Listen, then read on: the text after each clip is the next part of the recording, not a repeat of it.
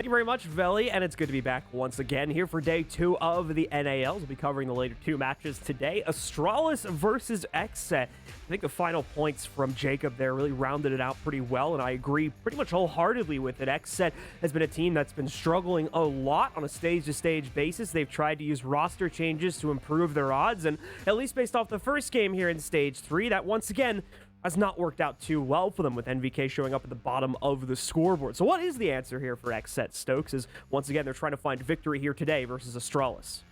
Well, as you said, John, as well as what the analyst desk talked about, is that XSET have had a really rough road this season, and honestly, it's still looking very bleak. I agree with all of you guys as to what happened with yesterday. I honestly don't know what the next step is for them. I honestly think it's stop moving parts around and start working with what you have at your disposal. I don't think that this roster is exactly the worst thing in the world that we've ever seen inside of Rainbow Six Esports, but I definitely think that they have quite a few issues that they definitely need to get ironed out. Now, looking over the Astralis camp, though, and what we saw yesterday from them, it was a big stark difference to what we had expected out of the previous DG roster. For Astralis yesterday, it just seemed like the nerves were really high, everyone was very pent up, and the fluidity that we expected from the roster previously just wasn't there, and Astralis continued to get punished. So I'm expecting them to really have a big change up today, whereas XSET, not so much. I agree wholeheartedly, expecting much better results to come out of the matchup today for Astralis. But before we talk too much more about them, let's bring up our community poll question. These two young gunners both have had a stage under their belt now. Will DP Fire or Razor end up with more kills in this matchup? Go ahead and submit your vote either here in the Twitch chat or one of the many North American Rainbow Six Esports social media platforms, such as our Twitter over at R6esportsNA. I believe most of our other platforms also follow that same @ so feel free to follow along with all the action on all your favorite platforms. We're still waiting for just a couple of players to join the server, by the way, folks, so it's going to be another minute or two here before we start the game, but we are working on getting them all in as quickly as we can. And to talk about things once again with Astralis, we can start to talk more about their performance yesterday and how that's going to play into today. Specifically going to Coastline, the first thing that I'm expecting is a much slower approach to the early round for Astralis here, considering the issues they had in their matchup versus OXG yesterday. Well, it depends really on what we see out of their utility, especially from the offensive side of the coin. Coastline is a map that you can really have an effect on with global utility, especially things like Lion and Dokity, very heavy choices here. So we'll see, necessarily what they want to do with the map control overall. I really think that this is an XSET's court as to how this is going to go, because, from what we saw from yesterday, it was actually a pretty good showing from the core of XSET, if that's what we want to call it, the core that has stuck around throughout a lot of these roster moves. And NVK and Prod just really nowhere to be found. Obviously, Prod in a little bit of a different role than NVK is, but still, the point is the same. XSET really isn't on the same page yet, and that's something that we want to see them try and work towards. Meanwhile, for Astralis, we talked a little bit about this yesterday, too. We've seen quite a bit of an evolution for this team, and in quite a very good way, in my opinion, where this team was very much kind of the iconic show at the beginning of the season, towards the start of the year. That is not so much the case anymore, and we can see great plays coming out from other members on this roster, such as J9O and their other younger members that joined up this season. DP Fire, another one that's been bringing really great results to the table for the for the Astralis camp. I said Disrupt camp, that's the old org, which no longer exists.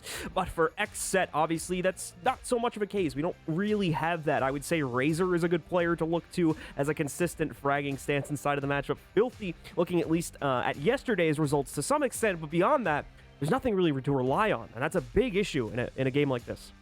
Yeah, and it's very interesting, especially when it comes to the XSET side of things, because it's not like they don't have the skill here. Creators and Razor alone, just those two names, I mean, we've seen both of them produce, some very convincing results, especially inside the last year. And for Creators, the last 2 years, we've seen him play for quite some time. And to, have results now where they're just performing absurdly poor in stark comparison to what they were before, it's just very sad to see, at least for the player basis. As for XSET, obviously things have not improved in the slightest, but that's what we're hoping for inside of Stage 3. I honestly think that they have, enough skill on this roster now in order to get something to work out, but we'll have to see. There's always a lot more problems underneath than there are on the surface. Yeah, Coastline's going to be a very chaotic map choice as well for these two teams to duke it out on. Should lead to some pretty interesting results, and that's why I was saying before, why we might see slower play out of Astralis if they're expecting XSET to get kind of crazy here and end up trying to do some more ridiculous stuff, because of the fact that Coastline tends to be a bit more of an open map with regards to play styles. They might need to slow things down and try and get a lock on that before they get into the later rounds, where they'll hopefully will have a better idea, be able to execute on a more consistent basis based on that play style. But that also depends on what type of play XSET is going to bring to the table here. We're just waiting for them to stop switching sides, I think, and that will be good to start the game. But yeah, so basically, just once again, XSET's play style, I think, is going to determine a lot of how this matchup goes. Yeah, I completely agree. And I think the thing that also we have to look into when it comes to this Coastline between these two is that neither of them have played Coastline in like the last 6 months. So it's really hard to have any VOD on these guys and to be like, okay, well, this is the kind of play that they're going to be going for. We have some, recent change-ups in the utility and all that kind of stuff as to when these guys were playing the game. So it's a lot more of an open book now as to what you want to bring on both sides of the, story here, both sides of the fence for your offensive and defensive side. So we'll really have to get into the nitty-gritty as to how they want to try and set up this map, especially from the defensive side. John, I think you and I saw a lot of things at Mexico City that showed that Coastline can have a defensive showcase, and if it's played correctly, you can really make a stand in a lot of these situations, especially with some of the creative kitchen setups that we saw there. Actually leaving it to be a fairly even map at the end of the day, as we've seen in a couple of lands now. I have to check up on what the stats ended up being for Mexico, but I know at SI it ended up being the most equal map overall in terms of a win-loss on either side. But either way, it looks like we are ready to get things started, ladies and gentlemen. So let's head into it, our second of 3 matches today. Just a bit of a housekeeping note there. We do have 3 matches on the docket for you today instead of our usual 4, and that's because of some rescheduling issues with Dark Zero and what befell upon them at Mexico City. But either way, we're getting into this match now. It's Astralis versus XSET. And we're going to take a look at the bans here to see which 4 operators will be knocked out of the pool this time around. All right, well, while we're getting into these first bans, I'll give you guys these map stats really quickly. So, John, you want to know about Coastline at the Mexico City Major, my friend, and that ended up having a defensive win rate of, drum roll please, 51%. I think that's almost overall. Exactly in line with what it was at SI. Yeah, and so the craziest thing, actually, is that the most played map at the Mexico Major was Consulate. Do you want to know what the defensive win rate was there? What was it? 50% flat. Wow. All right. Interesting.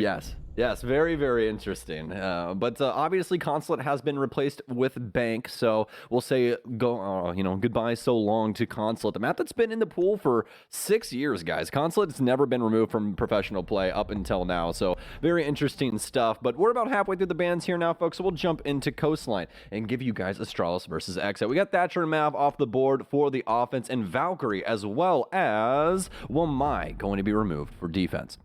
So aside from the Maverick ban there, everything pretty much making perfect sense in terms of why we would end up seeing that. Those are fairly universal bans in the meta right now. The Maverick one is a bit more interesting, though, in the way that it's potentially going to change up Hard Breach. From time to time, we will see Hibana or potentially an Ace get knocked down, and that's mainly due to the walls that it can take down over on the inside of Billiards there, thus opening up access for the attackers quite a bit. Aside from that, though, Hard Breaches in general are not really a requirement on this map unless you're attacking a very specific setup, so that's not going to be too big of a deal to see him getting knocked out there. Yeah, absolutely not. Usually on this map, it's going to be the range hard breaches that you're going to be seeing a lot of. So like you were saying, Hibana or Ace is usually going to end up making their way in here. We really never see Thermite play. I honestly don't even think we see Maverick that much. Yeah, that's why I thought the ban was kind of weird. But yeah, to be honest, if I'm being very candid with you, it is a very strange ban for Coastline. Just because, there's not a lot of walls where you're going to be able to approach them and torch things up the way that you want to. I'm even like trying to run through my head right now as to what he can possibly do with it. I mean, doing the same, if he did have the torch, he could possibly affect VIP wall, which could be these here. Outside of that, there's really not too much. You could possibly do some stuff like kitchen wall or like office if they were not going to hold office for their double bar setup, if they did do that. So things like that, but it'd be very minimalistic. You'd be able to affect the VIP wall, the office for the wall for office to blue bar, as well as the wall for sunrise to towels down low. So that's really about it. But there is some new stuff as well well, folks, we haven't actually had a game of Coastline just yet here inside of the NAL. So there's some new things around the map. First things first that you'll notice, well, Square is completely different. Yes, the courtyard has been remade. They put some new windows and stuff. There's no longer bars here, so makes those gunfights just a little bit easier for both sides. Makes the cutoffs not so crazy for some of the defender positions as well. A lot of lockdowns can happen from the attacker side of things on the roof moving in, so I think it gives them a little bit more breathing room in areas such as like the top of Cool Vibes and some of the other extremities on the side halls there. Either way, though, to talk more about the specifics of this round, we are about 30 seconds into it. If you're a newer viewer to Siege, not much is going to happen in that period of time, to be completely honest with you, unless we get a really rushed around. But what is happening is a lot of intel gathering from Astralis right now, trying to work their way in here, and we can see there's going to be at least one wall left soft there over on the billiards wall, so that's going to present a potential issue really, early in the round now for the XSET defense. I'm absolutely terrified. I really don't know what this setup is going for these two panels missing here, but hey, XSET are the professional players, so we're going to get it figured out here. These cross angles are going to be very detrimental, though, to anyone moving in between these panels, and that's why I'm very worried about how this is all going to break down. They still have some very strong positions. What's up, buddy? No, I was just going to say, the good news is because of the changes they made to the hallway, they still have a good amount of space in that 90 angle to play from now. So it could work out. I could see a world where this type of positioning works for these guys if they're able to play on that corner more now that's been cut off by the map changes. Yeah, absolutely. Maybe abuse those cross angles a little bit more across Square and see if they can possibly get some people moving across billiards here. That, though, it means that Astralis is going to have to deal with this setup if that is the case here. You guys can see the amount of different angles that they have set up. But these top Square angles, the top building, so very difficult to try and fight back against. Shuttle already getting some solid damage off onto NVK. Razor losing a little bit of HP in the process as well.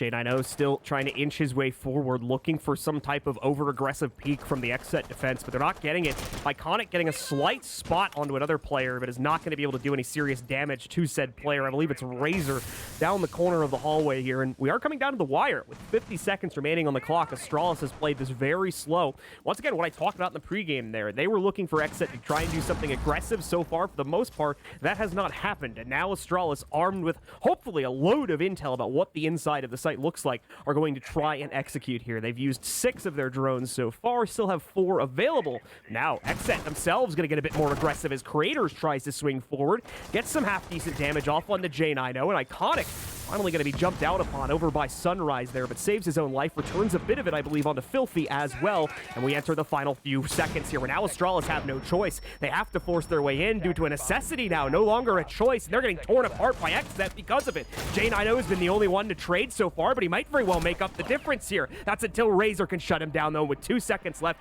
Shuttle's the only one left. He's completely detached from the action, and XSET will hold on to the first round. So Astralis simply do not work their way into the building. The cross angles actually end up working out here. We could see a couple of the different situations there where XSET were able to use that to keep a line of sight either on billiards window or just some nice crosses set up from the 90 position as well as luggage. So there's a couple of different interesting areas they were able to abuse that for. But either way, though, I'll be really honest with you, Astralis simply just didn't do anything inside of that round. They end up using their info game very early. They get some sort of a semblance of info as to what XSET's game plan is, but outside of that, they sit on window repel the entire time. There really isn't a move forward to try and take map control. They don't even try and deal with any of the XSET players over towards 90, over towards the white hand side of the map. There's just really nothing going on for Astralis on this offense, and that's very, very difficult, especially to try and give them the benefit of the doubt when it comes to a map like Coastline, just because things are so harsh for the defense. It's so slated towards what they should be able to produce, at least early on inside of those rounds with those harsh cutoffs. You would assume, and again, this is an assumption, so I'm more than likely going to be dead wrong. This is how things, I hate that I've been referenced in chess so much recently, but it's like the lines in chess, you know what I mean? Like, there's a regular set of moves that you make, right? But outside of that, there's other things that still work. So it's just like, hey, this is the regular thing, but almost seeming like a lack of confidence to a certain extent at the end of the round there for Astralis. They had been set up outside of hookah and other rappel positions for a good minute or two of that round at least, and you would think with 6 drones being shot out, they would have at least a decent amount of intel about what the site setup looked like, and they might have been able to get some type of an execute going off of that, but just never really materialized until they were forced into it at the 15-second mark. And I mean, you know, when teams are forced into those usually end up going the way we expect them to, which is very single-handedly towards the defense, and that was pretty much what happened there. Yeah, they basically just iron-willed it through the utility game. There was just really nothing there that Astralis could possibly try and muster. So we'll see if they can get something done here on round 2. Obviously, XSET will be switching up bomb sites, excuse me. It's going to be going downstairs towards kitchen here, and obviously they will be prioritizing some defensive play on the second floor as well. Big piece of the puzzle here. They'll be able to, or have to try and maintain. Also, some new stuff happening inside of this storage area here, folks. You can see Prod's got, well, a new amount of space to play with. They kind of updated the square footage here, as well as got rid of the grate, moved that door forward just a little bit as well. So there's just more breathing room overall for the defense. And honestly, it just feels nicer to be in that area. Unfortunately, the rent's gone up by $100 though, so. Dude, this isn't New York. This is the Ibiza. I think it's going to be even more expensive personally. But we've got a Astralis. Yeah, I'm pretty sure that's like a huge vacation destination.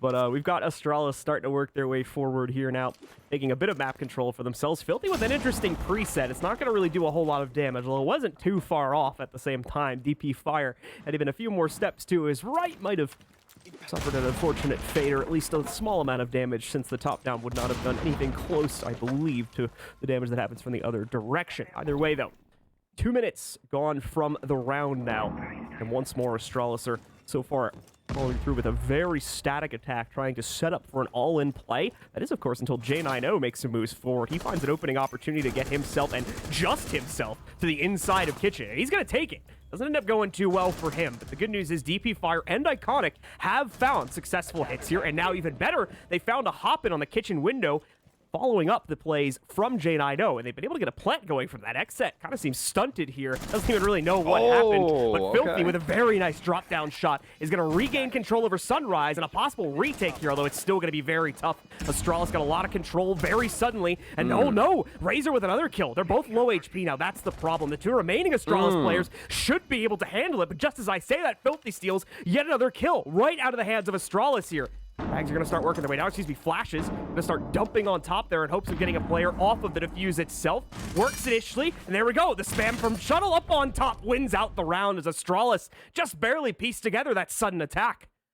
Too many angles to worry about there, and obviously the soft bodies of the XSET members not able to take the gunfights how they wanted to either there. The Bearing 9's going to win it out with very minimal ammo used as well. So Astralis will be able to at least get a round on the board here, and it's already looking so much more solid from the previous round. The biggest thing is they're actually moving forward, guys. That's the thing. They actually took map control and started trying to push into the building. It was very, very solid overall. And also, actually, John, the average studio apartment in Ibiza is $935 a month for rent, whereas in like New York, it's like $1,500 to $2,500.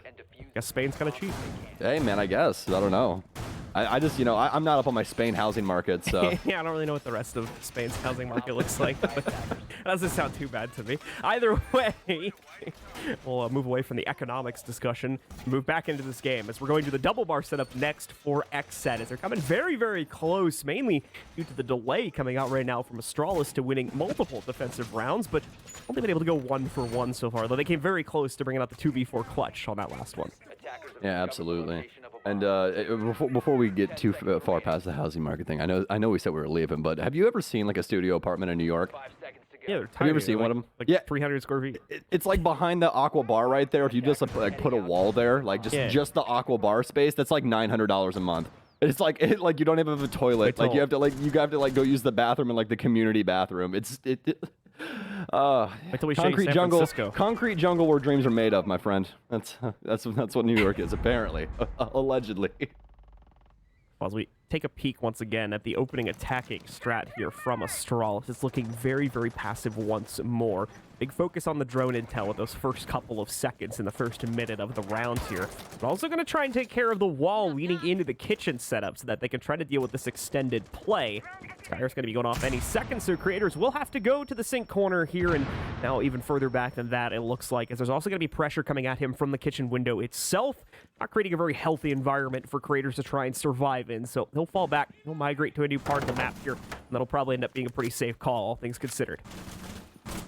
Astralis once again slow and steady inside of the first minute, but that's something that we would expect from the last 2 rounds that we've seen. They really want to lean into this drone game and see what they can possibly secure. And with Flores inside of the operator lineup on offense as well, they'll be more than likely looking to hit as many of these Rotero drones into important pieces of utility as they can find. Filthy is also going to end up losing his life. He'll be the first pick inside of this one. So Astralis already jumping ahead here. Found some entry points over on the west side of the map as well. Excuse me, east side. Apologies. Razor was flipping around there on the compass just for a split second, so kind of had me topsy-turvy. But either way, Astralis going to slow things up once again here. Want to lean back into these drones and see where these XSET members want to reside. And as of right now, this is looking like a towels hit if they want to try and go for it. But they do indeed have to worry about, some possible players as well as DP Fire being inside of Kitchen. NVK tries to push the envelope as the pressure's coming in from upstairs, but oh no, they'll lose 2 big members here. Creators tries to step up to the plate as a secondary option, and well, looks like the options have gone nuclear here, at least for the Astralis camp. It's down to Razor in the 1v5. He can't even shoot Retro through this wall as it's been reinforced, so he'll simply have to stay here and see if someone wants to try and come back through this rotation. It's a 1 versus 5 for him as J9 will clean it up. It'll be flawless for the Astralis camp. It's a 2-1 lead. Way too far apart in the setup there, it seemed, for our defenders, unfortunately, over on the XSET side, as the members of Astralis quickly figure that out on the drone intel. They begin a process of just splitting apart the setup player by player, and for the most part, they do that job pretty darn well, as they whittle it down, going all the way to the final seconds, and then close out on that last extended player, holding upstairs on the inside of Hookah, giving them a flawless round there, and starting to look a lot better for Astralis here now, after coming very close in the first 2 rounds, but that one, obviously, a big departure from what we had seen, as everything goes under their control in that round. XSET cannot get anything going with their very spread out defense.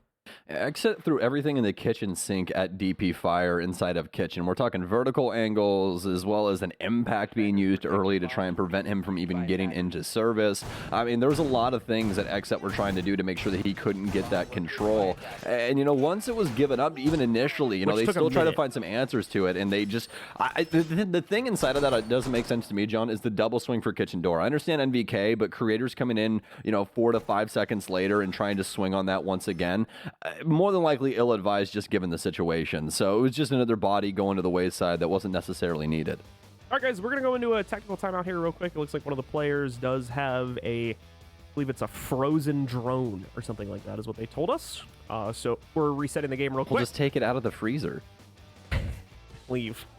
This is my cast now. You're not allowed to talk anymore. Like, I don't get it, man. Why can't it just thaw? Come on. I just got the DM from Ubisoft. You're fired. So I'll see you later. Oh, come on, dude. What? No, not like this. I always figured it'd be something. I always figured it'd be some stupid joke that I made that would get me fired, John. Honestly, that's what I always thought. But oh, come on. Take it out of the freezer. All right. Well, while John brings himself back together, folks, from my terrible antics, Astralis is looking very, very solid on these offenses right now. I'm really liking what they're doing with their info game early to influence how they want to take map control. I think that's the biggest thing that's standing out to me right now. We didn't see too much going on from the Rotero drones or Flores inside of that last round there. Really, what it was just J9 walking in and doing what he does best, or DP Fire, excuse me, walking in and doing what he does best. So, it just given the circumstances, you just kind of got to win those. XSET, that's the biggest thing, man. When you take those 50-50 coin flips, sometimes they don't go your way, and that's really what that round came down to be.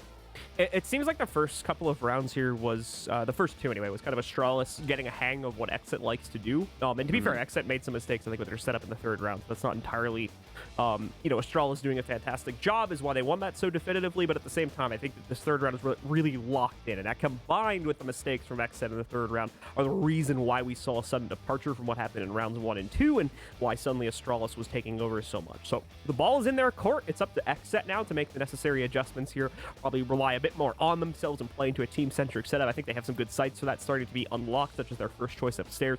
So they can go back to that relatively soon, if not on this next round here, and try to pretty quickly, I would hope, course correct and try to get this back to a close scoreline overall as well. Yeah, honestly, I think that XSET's initial strategy was very, very cool. We were talking about the panels that had been dropped down on Pink or Couch or whatever you guys want to call it at the back of billiards.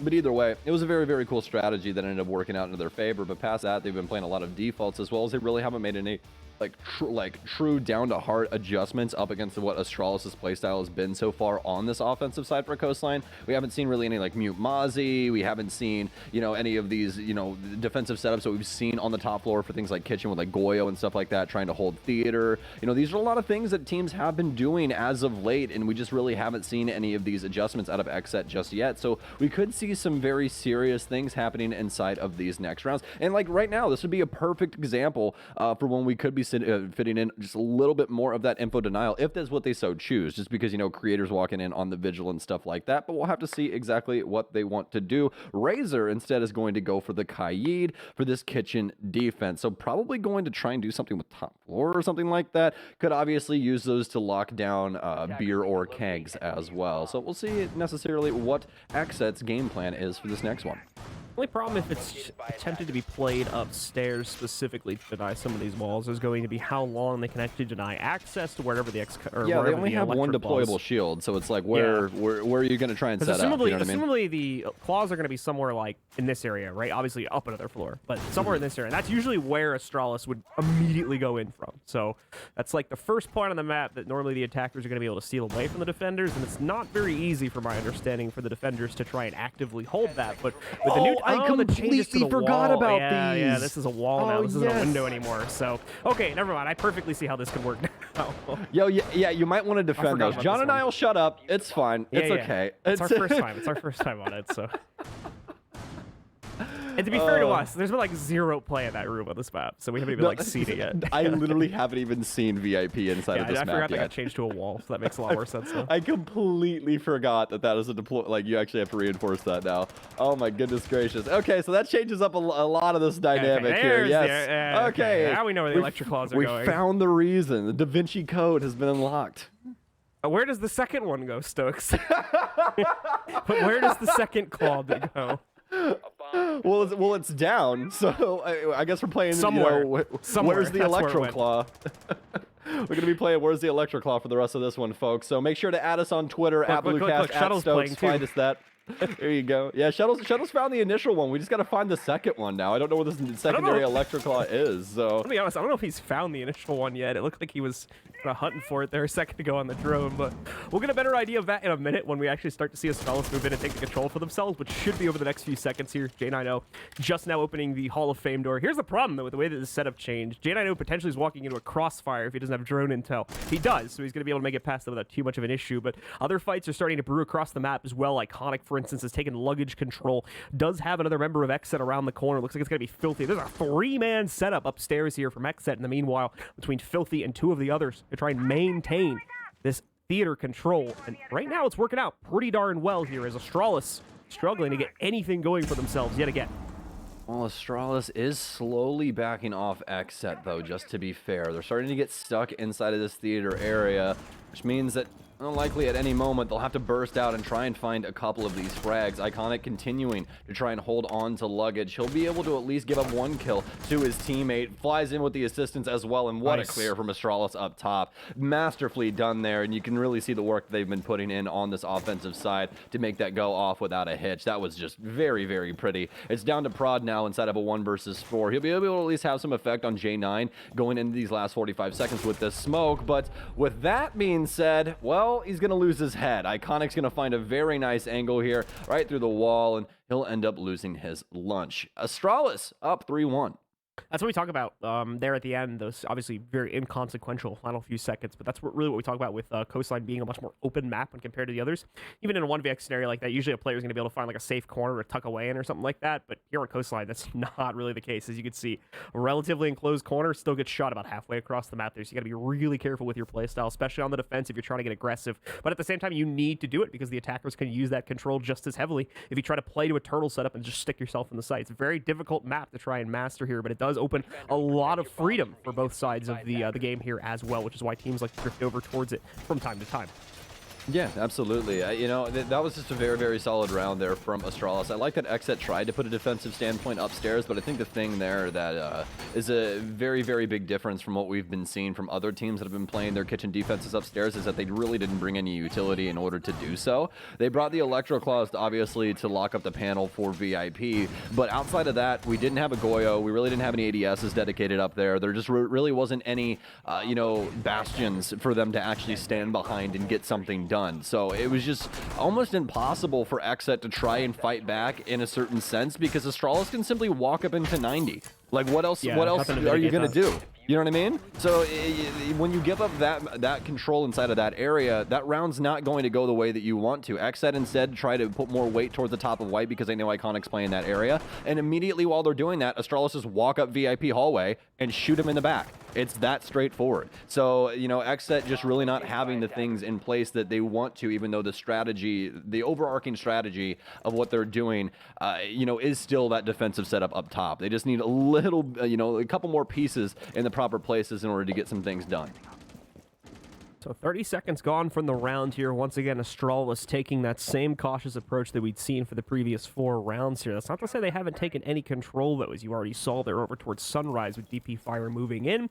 Rod and a few of the other members from XSET, though, are lurking the grounds, waiting for the opportunity to potentially catch someone. So far, these attempts, I should say, though, have not been going too well, and the early game has not been leading into a lot of control overall for the XSET roster. Deployable shield going to be lost very early on in the round for the upstairs hookah setup. Oh no, that drone may actually very well do some damage to Prod, but thankfully he's going to be able to get to the top of the stairs and dodge that. Keeps himself in okay straits, but like we said before, he's lost the deployable shield. Does still have 2, maybe 3, excuse me, I think just 1 ADS to play off of now because that first one got shot away. Meaning that this setup is very quickly becoming just a position more than anything that may have to be given up by XSET very, very soon. Well, the Flores drones already hitting their mark, and that's sad to say for XSET's side. Flores has been played throughout this entire offensive half so far, so they have to know these Rotero drones are coming in on a moment's notice. They end up losing so much utility around the base position. They still have the mirror there to be able to play for Prod, but obviously the smokes going to be very, very important. He can't overstep here, and without that deployable shield, crossing the door frame is going to be very difficult for him inside of Hookah. Has an ADS here, it'll burn up 1. I believe he had 1 to his right as well, but no, Cross going to take some damage here. Nade in as well, but oh, what a shot from Prod. Finds DP Fire lacking the only area for him to try and escape, and finally XSET's on the board with 2 big frags. MVK is going to take a lot of heat in the process, but they finally stunted this offense here from Astralis instead of Astralis simply waiting outside the building until very low time. Astralis still with some good time control, but now losing the player count as XSET finds yet another pickup here, this time against Iconic, leaving it all on J90 and Retro to make up the difference on the inside of this round, or face a second round from XSET themselves. XSET, not a lot of utility to play off of here for the defenders either. J90 walking up, he's got 2 for himself. He knows the third's to his left, but no, Prod's gonna win it out again, gets his second on the round, and they're 2 big ones as well. Retro is now all that stands. He can't even get close as Prod runs up on him, gets his 3rd kill in the round, and puts XSET's 2nd overall round on the board. Yeah, MVP of that round is definitely Prod. That man was... he was caught in just pure hellfire there. There's really no other way to put it. Like, that man was definitely in the war there for round 5 and able to get out of it. Not scot-free, definitely some bumps and bruises, but alive, and that's what matters most. So able to take down DP Fire and bounce back to make sure Astralis cannot get into Hookah the way that they wanted to. It looked sort of bleak early on simply because of the way that Astralis was handling that position. Prod was playing, but still able to get away with it at the end of the day. We're down to the last round now here inside of this half, folks. Let's see if XSET can do it yet again to tie us up on their defensive half. Looking like they may have got a good grasp on things, but as I was saying during the pause, that's returning to a site that they've already won previously, if memory serves me correctly, as they now have 2 wins up in Hookah and Billiards. Outside of that, it's been a struggle to control the early game, and even away from that, stem the tide with these all-in executes from Astralis that have wiped the entire scoreboard for XSET clean in a matter of seconds, with the sway of it, somewhere between 3 to 5 kills happening in that short period of time. So they need to try and find some way to stop this or try to get better control over their gunfights here, because it's off of that upstairs site where XSET have been struggling on the defense. 10 seconds remaining. All right, well, minimal time now in the prep phase, and we'll finally be back out and onto the field, back into the action. Everyone's here to see. And have some adjustments on the Astralis lineup, but I don't know if you touched on these just yet here, John, but Iconic going to be pulling in the Nomad here, so we'll see if some possible flank watch will be coming out. So yeah, they'll be able to establish some cutoffs here, and obviously with this being double bar, if they do get, you know, a good sense of top control, they'll more than likely be able to lock up the stairwells, and that's going to make it very difficult for XSET to try and deal with people like J9 playing the vertical game, or DP Fire with his breaching charges. We could see those obviously come into play, and that's why XSET has gotten ahead of this upstairs. They want to make sure that Astralis aren't going to have a very easy breezy time in these initial opening minutes. DP Fire looking for the potential winning angle here to pay attention to as they work their way in. You can see the hot pigs coming out to assist him here, trying to figure out where these players are. It's going to be a good stun going out against the one stuck in the corner. It's Creators playing from this position. Stun soon going to expire. Nobody wants to challenge through the window for the attackers because there's still presence behind the soft wall, as well as right on the outside of the doors towards Kitchen. Red ping going on to that player now to hopefully force them out of position, but it's not going to work. Creators will maintain that spot, and there's the soft breach potential that I was talking about before, but that player has to back up fairly quickly, and that leaves Creators vulnerable as DP Fire will take him down, and Astralis once again get the opening advantage down to a 5v4. Those two players will quickly evacuate the kitchen area, though, as they've got about half the round left, and their focus is elsewhere. Yeah, they've already shifted gears here, and it looks like they'll be looking into Sunrise for a possible option with the case early on inside of this round. XSET still going to be able to maintain top floor control as of right now, but the sad thing is that this isn't looking like a top floor take at all for Astralis. This is looking like it's going to be completely horizontal, and unfortunately enough for DP Fire, the wall broken up to where, oh, Razor can see his legs. He can't see Razor. He'll end up getting that kill and equalizing here. Astralis will have to try and battle back. Retro taking some heat as well in another location. Obviously, Razor to be inside of lobby as of right now. Shuttle the lone man on this situation to try and solve this. We'll have to see how they want to try and maneuver their way around this. J9's been able to procure a pick somewhere else along the map. He's actually playing currently outside of the windows for both bars here. Blue bar window, the priority. As for Razor, though, back into this situation, flashbangs out. I'll try and avoid that like the plague, but oh no, Retro can't avoid the bullets as the execute's starting to go off inside of Sunrise. XSET battle back. They'll be able to down quite a few and take a kill here. It's actually Razors that's been downed instead, and it's a 2 versus 2. Shuttle across the map here. Still plenty of time for Astralis to try and get this case down, though. The only thing is, they don't have a single drone left inside of either of these kits. They do still have some on the flank watch, so we'll have to be aware of that. NVK at least get the repositioning. Iconic will take down Filthy. NVK not able to get to the angle quick enough, and oh no, it's all gone so very wrong. They had the initial picks, they had what they needed to hold down Sunrise, and now NVK has to try and win it out in a 1 versus 2. Shuttle finds some space, and he'll be able to get back out blue as well, back outside and into safe harbor. Same for Iconic as well. NVK, this is looking very rough. NVK, though, arguably one of the most experienced players on this team. Yes, retirement for a while for him, but he's back now. And does he have the skills to close this one out? A good first kill. About 10 seconds left to get on the diffuser here. Where's going to be the refrag from Shuttle? NVK doesn't stick it. He hops off. Shuttle hears that. He backs up now. NVK needs to get on it within the next few seconds. He's going to try to run out here and get the kill instead. Will it work? No! Shuttle shuts it down, and Astralis take the round instead. Well, veteran on veteran activity, and Shuttle able to shut it down. NVK, hell of a shot through towels there. That was, oh man, just pixels on that window frame, able to secure that one. But either way, Astralis still able to get away with the bag when it mattered most. It's going to be a 4-2 split going into Astralis' defensive side. So with Astralis taking the control for themselves, they're going to be feeling pretty comfortable moving on to the defensive half there. At the same time, quite a few close catches and near losses on the inside of that half as well. So they are going to take a tactical timeout to recenter themselves, probably more than anything, get some insight from their coach before they head into the defensive half, as this is very much going to be a make or break point for them. XSET could just as easily turn things back around and start to take control for themselves on the attack here as well. Astralis, though, more than anything, all those attacks need to be very careful with their mid-round intel, constantly seeing those late rotates from XSET show up to the site in the middle of Astralis' execution, and as we saw just there in that last round, nearly ending the round multiple times throughout the half as well, so definitely a bit of a weak point on the attack there for Astralis. Yeah, absolutely. It just seemed like there was a couple of instances where Astralis had just simply lost the plot, and XSET was allowed to find some very influential picks. But Astralis still able to battle out of it, and that's the biggest thing here. Is that even with XSET having some very unique stuff going on, especially inside of round one with the reinforcements that we saw.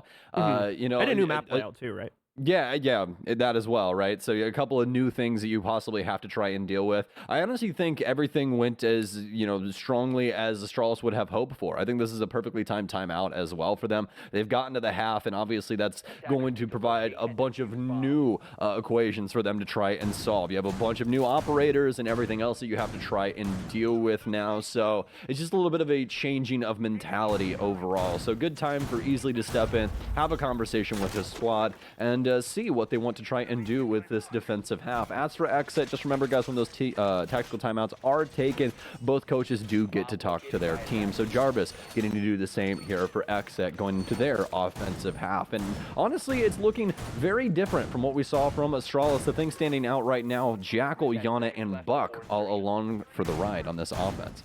Paying attention to the setup, looking like a bit of a matrix being deployed here by Astralis to make sure, more importantly, more than anything, that VIP is going to be held by this team for a large part of the round, with some support coming in, possibly from the billiard side of the map, as well as a couple other key areas. And I believe that usual extension into the hallway outside of theater will probably be a part of this as well. We can see the mirror window going down on the outside of VIP to help with that setup as well, and just slow down the take overall. More than anything, no mitigation or no wall denial going on to that VIP wall. So not trying to slow down the take of that room, but more moving past that point. They want to trap XSET inside and waste as much time as possible before they move into more dangerous points on the map closer to the site.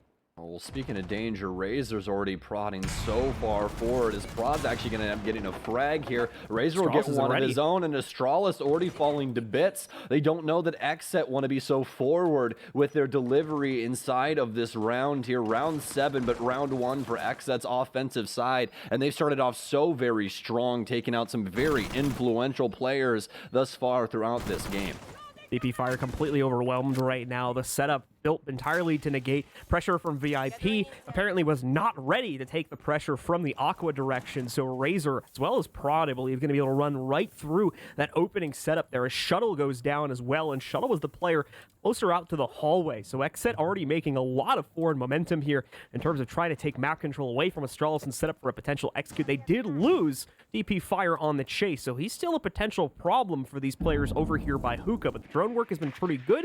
It'll be the third time now they successfully spot him out as a result of that drone work, and DP Fire will now have to continue to play back on this cool vibes angle as a result of that. A little bit of a clutch clone toss out here to try to see if he can get a tag on his opponent. Doesn't end up working out. It just shot pretty quickly, but still valiant attempt from DP Fire. Here's the problem though. Nades are going to force him up and into the open. There's not a cross covering the Hookah door, so he's safe from that for now. But once again, another drone going to come in here, and it's Razor's too. Razor should actually be careful on that. Oh man, that silhouette so close to hitting him right in the arms. Either way, a lot of time being wasted. We do probably want to check out the actual execute in a moment, because it seems now they're shifting away to focus on that now. Yes, and as we get on board with Iconic, he's currently stuck behind a mirror window that's popped. DP Fire's actually down the case inside of VIP. Oh no, this is starting to go so wrong, but Filthy actually starting to push forward. Iconic will swing out and try and find a kill of his own, and well, it seems as though XSET has been able to solve this one, hasn't it, folks? DP Fire going to be the lone man now for Astralis. He's been trying to make magic happen on the top of Cool Vibes here for quite some time. He was able to secure that one frag, but outside of that, it's been radio silence from the Astralis camp. DP Fire now with only 30 seconds remaining to try and get onto this case and defuse. He's got 4 targets to worry about. Razor already has his cut set up as well here from Luggage for VIP. He'll be able to take him down, and that's going to be a very important round for XSET. Astralis, for the most part, just not really ready for such early aggression to come in from XSET over towards the Aqua side of the map. And even past that point, DP Fire doing a fantastic job of trying to waste as much time as possible, and succeeds to some extent in that regard. However, ultimately, at the end of the day, the players on site also trying to waste a bunch of time there, but it is eventually caught by XSET, figured out, more importantly, torn apart, leaving DP Fire well off the side over towards Cool Vibes, alone, and as you said, against 4 different players to try and target out from XSET, so just not really a winnable situation, as XSET's very quickly going to close the gap now in the first round of the second half of the 4-3 scoreline. Did get a quick HUD bug on one of the players, folks, from XSET, so we are working on rebooting their client now and getting them back in. Yeah, it'll be very quick, folks, because luckily enough, nowadays, we just get to pause the game and wait for the person to come back. Back in the day, we had to make the entire lobby over again, and that was a lot of fun, let me tell you. But nowadays, it's about like a 2 to 3 minute thing, and actually less than that. I think that was like the land speed record right there. Filthy knew exactly what it was. He just Alt F4'd that thing and was right back in. So we got him back in for XSET, and we are ready to go once again, folks. All right, so right back into the action here as Astralis still maintains the lead, but by a small margin considering the way that that first round on this second half has gone. We could very quickly be looking at a 4-4 here. Not the best show by Astralis in their first defensive round here. We'll see if a more traditional site is going to serve them better, as they did try to extend out very early on over towards theater. Now we're going back to the basics over here now in kitchen. Oh, and that's, oh, not a huge amount of damage on the Jan, I know, so pretty inconsequential at the end of the day, but not the best. Yeah, it's not great when you damage your teammates, but it's like, you know, depending on the amount, right? Like if it's like 5 HP, it'll probably be okay, but it's whatever. I think it's either like slightly less than 1 bullet right now, so I think it doesn't really matter. I don't like with that bar. I mean, so obviously we had some recent changes with this as well. So we'll point this out for those of you at home that are now looking at the health bars and wondering why is there 3 segments on Shuttle's name and why is there 3 segments on Retro's name and so on and so forth. Where's the 4th? We finally got the update for the HP to armor thing. So now all of the armor classes just relate to HP, so it makes more sense overall. So basically, when you play any of these characters, they could have like 110 HP or like 125 or 100, just depending on what you know, speed and armor you're playing for your operator. So that's why those bars are in now. So yeah, J9's probably only gotten probably like 8 damage, honestly, if we wanted to be like real precise with it. So it's not even a bullet, to be honest with you. It'd be like somebody basically breathing on him. It'd like really matter if he ran into a toxic babe. That's when it would really start to like pick up. But either way though, we're about 30 seconds into the round now, folks. XSET have not made as harsh of an entry as we saw inside of round 7. This has allowed some time for Astralis to breathe, but that doesn't mean that they haven't worked on map control. We already have Razor downstairs inside of Office. He'll be able to suss out the hatch that's been popped inside of Aqua here, the fish hatch at the back of that. So Razor will have an eye on that for the time being. But there's quite a few hatches now as we get more of the plot that has been popped across this top floor. So we'll have to worry about any of these roamers coming in behind them on a moment's notice. DP Fire once again going to have a lot of the pressure on him in the front lobby. Iconic has been able to successfully steal a drone away from XSET, and is about to get some good intel on the Sunrise take here. No specific players being spotted, but he should be able to get some audio intel onto the player playing from the window, and hopefully on something on the one outside of pool door too. This is very close to his focus point as well, so he's probably going to be moving that drone around pretty actively to avoid it getting cut off.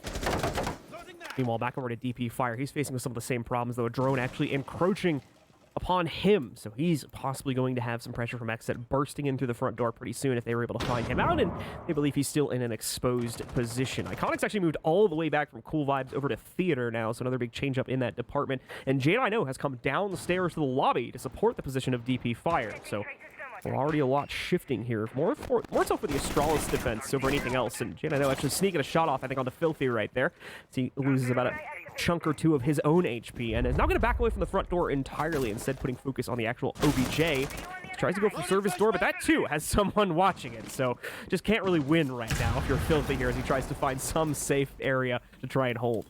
Anywhere an XSET member goes, an Astralis member follows, it seems, at least to them, as every single avenue they've checked so far, there's a man standing there, waiting.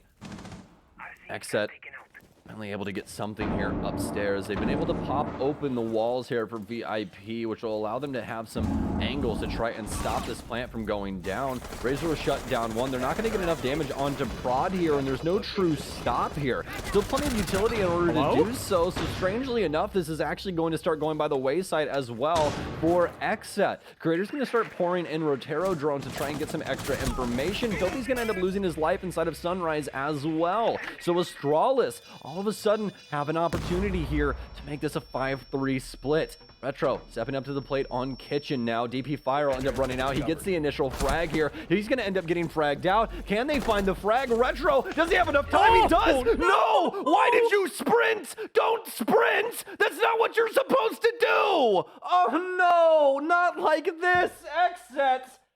Come on, guys! You gotta stay gun up! He's right there on the angle. You know where the case is planted. I feel like kicks, man. Like, what just happened? Like, XSET thought they had the free W holding down the diffuser when in reality it had it for just enough time. There it is on the replay one more time, folks. So close. Literally was aimed in on his head and everything. Marked the bullet, but the invulnerability shield came up halfway across that bullet's travel path there as the round was won. And Astralis take it, reignite the same lead they had at halftime, now put themselves only 2 rounds away from closing out the map. you want to know something that's absolutely terrible about that situation as well? What? I personally have had this one happen to me, not with like the case down, but like in gunfights happen a lot. Because when you sprint, even when you get your gun up, there's a split second where you're not allowed to shoot. Your gun will not fire even if you are holding mouse 1. And that's exactly what just happened to him. So he got the gun up, but the gun still wouldn't shoot because he was still coming off of sprint. And that's why sprinting is so bad in those situations, because even if you can get your gun up, you still aren't allowed to shoot for that split second. And that can be the make or break and if you live or die. Well, ladies and gentlemen, XSET falling just barely on the inside of that round after getting an incredibly clean plant off as well. Was very surprised they were able to even get that plant through the kitchen window there, considering the number of players Astralis did have in the area. No one catches it, though. And XSET potentially thinking they have a free win afterwards, but it's Astralis ready to fend off all of the post-plant movement from XSET. That's where they get a large majority of their kills, and then 2v2 is managed beautifully, especially by the player that ends up running out through pool door there. Regardless, though, we're into the next round. XSET is putting that behind them and is focusing on the future as they try to find their 4th and keep this game close overall. But no! Razor by a razor's edge misses the movement from Retro, and it's Retro instead that will spot the rappel rope, take out Razor, and get the opening kill once again for the defense. It's so unfortunate. It's that single plank broken in the window, and Razor misses Retro by milliseconds, whereas Retro's able to catch his shoulder just before he gets in behind the panels. Just guesses right as to where he ended up going. Heck of a move there from him, and that's going to be a big pickup as Razor has really been the opening artillery thus far, or opening payload for XSET to really open up these rounds and try and give Astralis a hard time so far on this offense. But it's going to be a double down now from the defense. Filthy going to the wayside as well. This is a 5v3 at a 5v3 scoreline. Well, for XSET, don't expect a whole lot of action to show up just as of yet here. There's a lot of thinking they need to do for themselves. Kairos is going down. They didn't really need to be shot out realistically by Retro, but he's safe as can be in a normally very exposed position, so he has nothing to worry about right now with the 5v3 advantage. Nearly a 5v2 as Prod goes desperately hunting for the source of those bullets, but can't seem to find it, as I do believe it came from the inside of Billiards, a player just on the inside there getting an angle against him as he swung just a tad too wide here. And that's the reason why he goes lower. Oh, well, we'll at least see the smoke move here, but J9 able to get back into Vase. Looks like he's going to have some pressure coming in from below him, but actually it's going to be the frag grenade that'll claim his life instead. NVK with 2 big frags here and really starting to warm things up. They'll be able to equalize, and Prod's actually going to start the plant immediately inside of the hookah door. Iconic will get a kill, but Creators with the refrag. Iconic with 2 now in Retro. He'll pick it up with the Evil Eye. Oh no, the lasers able to get it done, and Astralis, it just seems like they're indomitable at this point. XSET just have no right winning these rounds. I do like there how like instant the round resolution was after we managed to get the actual case down on the ground. It was like, Astralis was like, hey, yeah, you guys can have a plant, but like we get another round. That's the trade-off you get here, because the second that thing went on the ground, the Evil Eye finished its damage course and was able to melt down the last player, and it just kind of became more of an unfortunate timing thing that the rest of the players on XSET ended up going down at the exact same time as well. But close, and once again, man, XSET bringing it back from the brink that started at a 3v5, obviously ending up much better than where things potentially could have gone. It nearly a flawless round for the defense, but still. Yeah, it's very rough. You know, they get the equalization there. NVK pulling so much weight inside of that round with the frag grenade, right? With the back-to-back frag coming in just from his regular weapon as well, and just not able to translate that into much. It's very sad to see because it feels like we have these sparks happening across the entirety of this roster, but they're just not lining up on a round-to-round basis. We're having, you know, Razor get some really, really strong influence inside of that first offensive round. They end up picking it up, but past that, we've had some nice frags come in from XSET that they really haven't been able to do too much with. I mean, from their defensive side, they were able to make some strong standpoints, and yeah, we did see some of their frag influence come in from that. But once Astralis was playing more coordinated and more for what XSET's playstyle was, everything started to fall to pieces, and that looks like it's happening here once again. Did see that last desperate timeout coming in here from XSET as they're going to try to piece together something on what could be the very final round to try and save themselves on the inside of this matchup and prevent a second loss already inside of stage 2 after they took one to Beast Coast yesterday. Astralis, in the meanwhile, they're looking for their very first win after they had a bit of a closer match yesterday versus the OXG roster, dropping that one, I believe, actually with a very similar scoreline ultimately, as it was about the same closeness at 7-3 is what that one ended up being. So this would put Astralis' record at 1-1 if they can successfully finish it at some point in the next 3 rounds. We'll see if they can do that, though, as once again, they're back upstairs in this tricky theater setup, which did not go the way they wanted it to on the last round, or last attempt, I should say. We'll see if XSET can tear it apart just as easily with that fast opening play, or if Astralis has quickly learned their lesson and is going to be much more ready for the action when the round gets started. This is going to be a little bit more rudimentary from what we've seen for these defenses, all except for what's going on here over on the pink side of things. You can see some things going on right now inside of couches. They're going to be actually reinforcing a multitude of these panels. I believe that last one's not going to get set up. They just want that for possible cross here as well that they can try and muster later on if they so choose. But with those new walls being inside of VIP and making it to where you can actually hold space inside of the VIP area, you can see people are a lot more apt to pop the wall there as well for the quad wall, triple wall. I can't remember how many reinforcements go on that thing nowadays. But the wall next to DJ equipment, man, it's a long one. But either way, though, now that you're actually allowed to make some lineups through that, and they're not as harsh as they once were, that's the biggest thing, is like, you had to place so much utility in that area simply because of that being a window, and there's nothing you could really do about that. That is going to change up a lot of how this site's going to play, so it could be pretty interesting going forward as to some of the defensive setups that we're going to see, but at least for this Astralis one, this one's making quite a bit of sense. DP Fire going to be the point man on this setup overall. He's got quite a few XSET bodies headed his way. Similarly to the last attempt here, so this is just rerunning the same round that we had at the beginning of the half for him. Lost the challenge last time, though, or actually escaped it, I should say, but this time there is no escape. It'll have to be J90 that picks up the pieces this time. Prod gets a clean opening kill and some good damage onto J90, and, I mean, Astralis give up this area of the map entirely, and this continuing skirmish is not looking great for them here. Both J90 from the earlier fight, and now Shuttle from the last couple of seconds have taken some serious damage. Filthy able to finish off Shuttle outright now as well, bringing the Astralis camp down to just 3 very spread out members remaining, as XSET once more gets very early control going for themselves. Razor being a bit cautious on the clone here. Nothing too big to risk as he swings around the corner, but doesn't want it to go on the longer cooldown. It'll end up doing so anyway, as Richard shoots it out in a retake. Just wanted to tell if the player was still there so they could pull that off. Fortunately for XSET, not going to line up. Becomes very close to getting yet another kill against the Astralis setup here. But now they'll have to put their focus on the execute itself, as everybody going to go into a hyper-defensive mode that is still alive here on the Astralis roster. Razor, though, it's not the case. He gets sprayed down by Iconic while still on the inside of the theater position. And Astralis begin to start turning the wheel the other direction, and Razor is just more surprised he got killed there than anything else.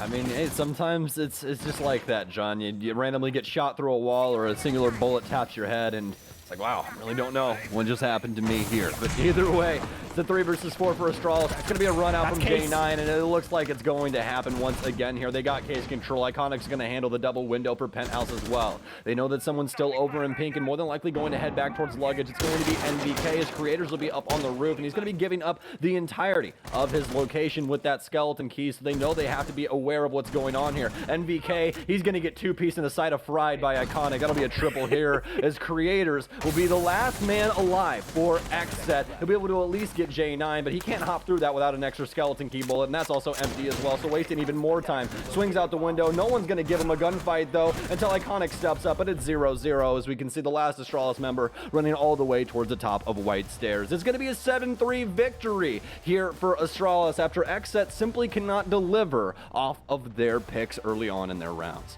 XSET seemingly starting things off with a close scoreline here in the first half, faltering as we move into the second half. Once again, only able to find that control in the hookah billiards part of the map.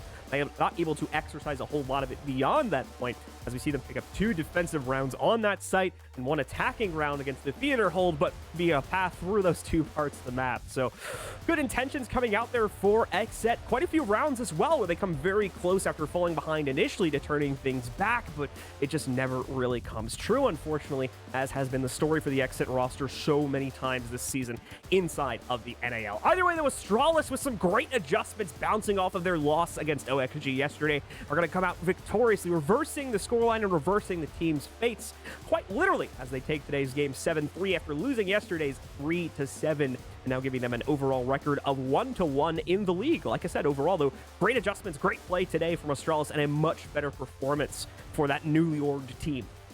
Yeah, Astralis is looking fantastic, especially from their showcase yesterday into today. This looks like a much more calm and collected squad that we were able to see. And as for XSET, honestly, you can kind of say the same thing. Yesterday, they seemed very distraught, disconnected, not a lot of synced, plays going on, just no one really backing up each other in the way that you should in a game like Rainbow Six. But today, it seems a lot more coordinated, and that's definitely exciting for their future. As we were talking about before this game started, John, I think that this roster definitely has the potential to be something successful for the XSET organization. It's just a long road ahead of them, especially with Prod and NVK just coming in recently. That's going to be a very big change up for them that they're going to have to still try and get figured out. But Coastline overall, still definitely an Astralis showcase if I have seen one. All right, ladies and gentlemen, we are going to go to a short break, and when we do come back, well, the analysts ready to break down this match, and then they'll get us ready for our final game of the day, which is going to be between the Sonics and SSG.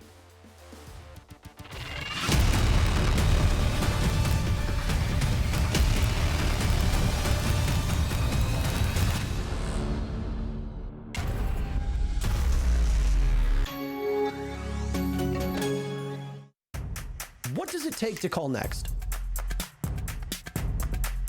Follow us for a deep dive into the Rainbow Six community, breaking down barriers, taking you behind the scenes, and showing what it means to level up. If you want to get better, try reviewing your game footage.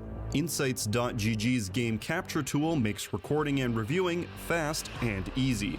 With no lag, automatic recording, and instant highlights, it's never been easier to learn from your gameplay. Try it for free at insights.gg today.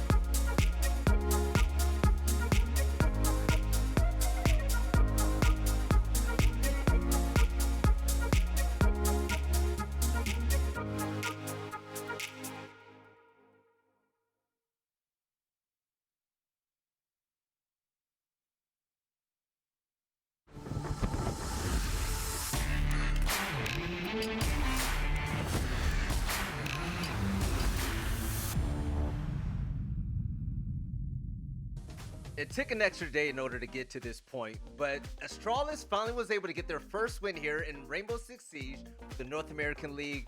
But also, we have an interview with none other than King Iconic to talk about it all, and I can't wait to get his thoughts on just joining such a legendary org and also getting a first win under this banner. So, Iconic, whenever you can, I want to know how you feeling, man. What's going on? I'm doing good, Valley. How are you? I'm doing great, but I'm doing better now that I see you wearing that jersey. Not gonna lie, it looks good on you, man. So Thank you. run us through what went through your head when you guys got the news, because I saw the documentary this morning actually. Shout out to Red Q, and where you guys were given the news that Disrupt Gaming won't be competing in the NAL, and then it was a surprise that Astralis would be acquiring you guys. What was going through your body in that moment, man? I mean, we were all just kind of shocked from the news of like the possibility of Disrupt closing down, and that's what was on my mind. And then I just got told I was on Astralis now, so we were just ready to prove that we deserve it, and that's what we're here to do. Hey, you definitely deserved it today. 11 kills and 7 deaths, by the way. You had your time here on Coastline. But in this game against XSET, were there any troubles or barriers you guys had to overcome in order to get this W, or was it just business as usual? I mean, it was just business as usual, but there were some minor mistakes by us that gave them the 3 rounds that they got. So I feel like if we clean that up, we'll be looking a lot stronger going into these next weeks. And talking about cleaning things up, I'm gonna leave this for the last question for a moment. Yesterday, you guys really didn't have a good day, but you also faced a really good opponent. Now, moving forward and seeing what you guys have on Astralis, the 3 young gunners that me, Jacob, and Jesse have been going crazy about, right? You, DP Fire, and also J9O. What should we expect in the future for Astralis in terms of success? And will we be seeing that anytime soon? Like a lot of it. Winning. That's what you can expect. There we go. Well, David, give some love to Simple the as fans that. out there. We're all happy with the... There we go. Give some love to the fans out there. Give us a reason to tune in next time you guys are on the main stage. And yeah, anything else is just left for you. This is your stage, man.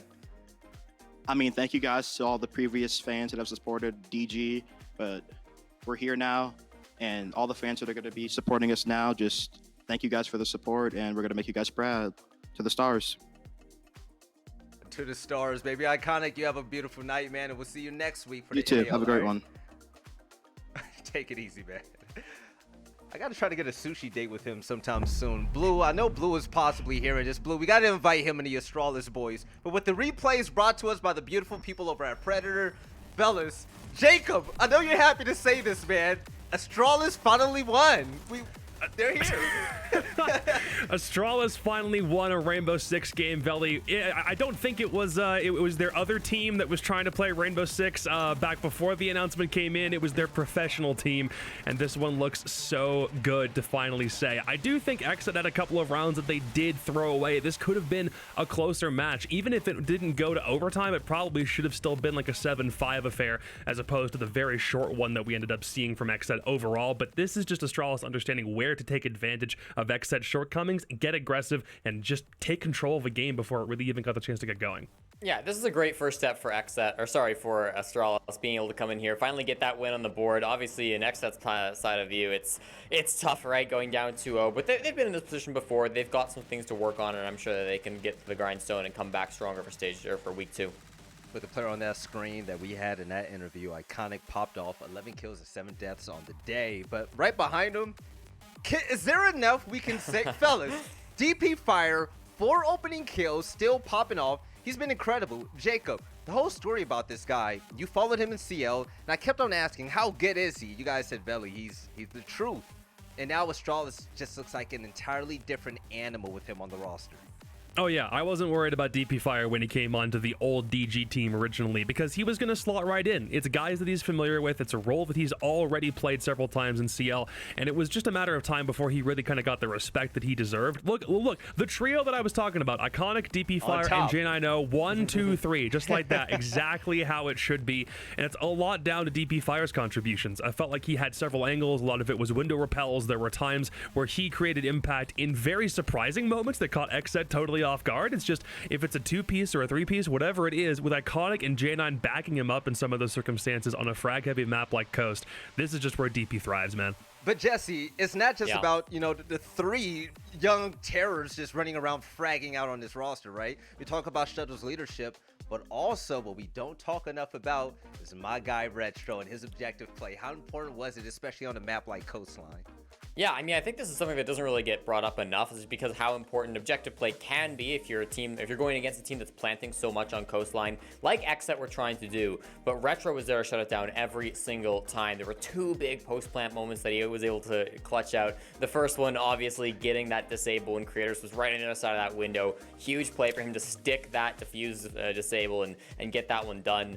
And then the second round, right after that, with the Evil Eye, being able to stop that plant from happening, or just after the plant goes down, get that kill, right, have that impact is huge. So I love how focused he always was on that objective when he was playing Maestro, making sure that XSET, even if they get that kit down, are not going to have a successful post plant. You need a player that can be focused not just on the kills, but on what matters most, and that's the defuse kit. Now, fellas, we actually have a replay. And Jesse, you have been treating us day in and day out with these. Now, what happened on round 8, man? Because Blue and Stoke started laughing, and I started laughing as well. We forgot about these map changes, and it came into play. Well, I mean, Veli, this is a bit of a Professor Chick moment, because I want to teach you guys how this change has affected Coastline. This is going to be a kitchen defense, and I want you to watch up above in VIP. It's so easy to plant down inside of this kitchen window now. This is going to be the play that XSET go for to get the plant down. They've got coverage up above with Habana holes on the hard wall. And because of the way the map has changed, this also can no longer be denied from down or from upstairs in luggage either.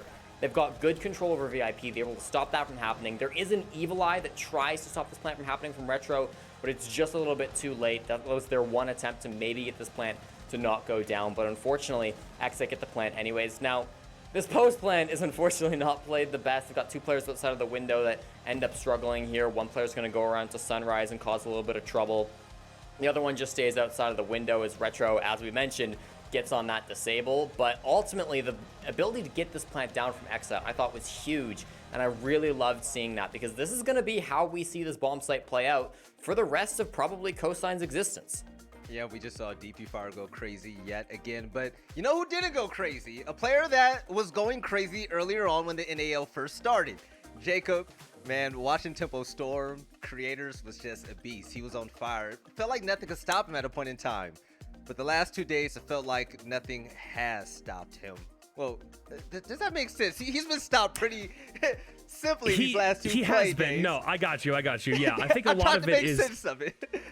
Dude, even back in the Tempo Storm days, I felt like Creators sometimes was a little bit timid. Like when it came to initial executes or being that initial guy to get into a building, sometimes it didn't feel like he was like always on his A game. But the past 2 days for Creators have been really making me question kind of like where he wants to fit in. For context, he played a lot of Buck, Flores, and then Mira on defense. He got as many kills today as Retro did, and that's a completely different role. He was non-existent for several rounds. I didn't feel like he held crosses very well. He didn't have a good entry stat. I believe he had 2 opening deaths, no opening kills. So I am questioning where Creators kind of fits into this new look XSET and how he's supposed to be effectual with performances like this. Yeah, Creators was definitely way more explosive. That's what I'm looking for when we saw him in the past. And I want to see Tempo Storm Creators back because it was exciting, man. I love seeing him go crazy. But also, when it comes to the community poll, yet another fun one. If you want to be involved, follow us on Twitter. These young gunners both have a stage under their belt now. But will DP Fire or Razor have more kills this game? Yeah, guys. Unfortunate. Fellas, real unfortunate. That's why I paused. The thing is, they tied on kills for the day. They did. Razor did extremely well, man. Yeah. Better than the team's performance would expect, or would predict. So I would like to think that we all collectively think that DP Fire is going to win this, which he did, right? 84%. Yeah. But the real topic to talk about here for a second, Jesse, I want to touch upon you for this one. Sure. Razor. I had no idea what to expect from Razor when he came into XSET, and slowly but surely, he's actually looking pretty nice on this roster.